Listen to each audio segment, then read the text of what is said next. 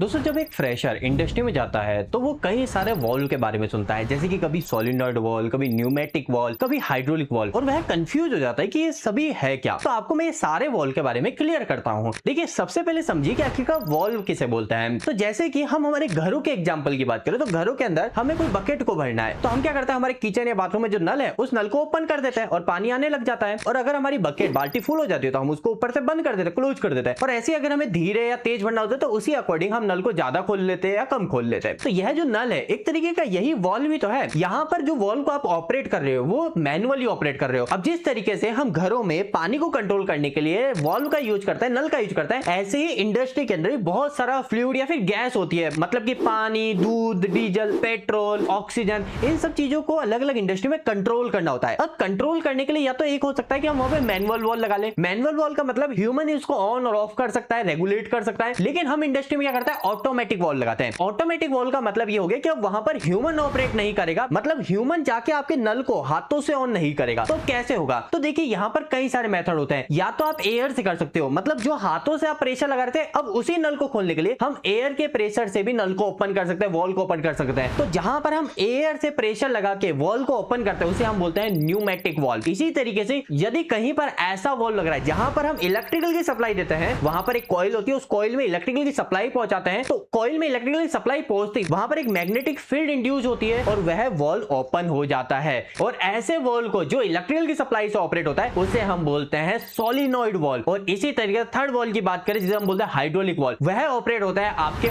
Oil से, pressurised oil से, मतलब ऑयल के प्रेशर से अगर वॉल्व ओपन हो रहा है तो उसे हम बोलते हैं हाइड्रोलिक वॉल्व। तो उम्मीद है आपको क्लियर हो गया। शॉर्ट में समझे, अगर एयर से ऑपरेट हो रहा है तो उसे हम बोलेंगे न्यूमेटिक वॉल्व, अगर वही वॉल्व ओपन या क्लोज इलेक्ट्रिकल सप्लाई से होता है तो उसे हम बोलते हैं सोलिनॉइड, और अगर ऑयल से होता है तो उसे बोला जाता है इंडस्ट्री में हाइड्रोलिक वॉल्व। अभी भी कोई सवाल रह गए आप कमेंट में ड्रॉप कर सकते हैं, उसके ऊपर भी जल्दी आपको वीडियो मिल जाएगी। आज के लिए इतना ही, थैंक यू।